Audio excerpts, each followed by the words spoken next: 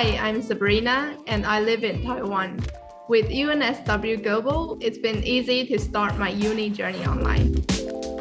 This is my typical day.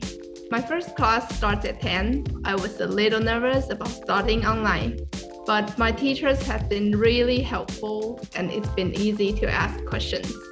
I always wanted to study pharmacy, but I needed a little help with my English. That's why I chose the Transition Program Online. It's 4 months of studying science units, and when I finish, I can start my pharmacy degree.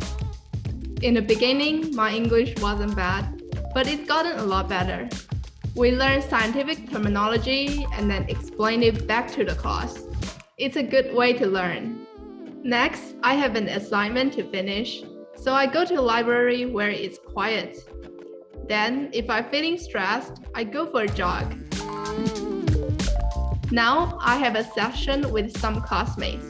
This is my favorite part of the day. I've met people from China, Indonesia, Thailand, and lots of other places.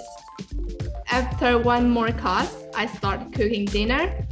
I think cooking is a good way to prepare uni because it makes you more independent. Right now, I'm learning to cook Korean food. With UNSW Global, you can start digital to get ahead.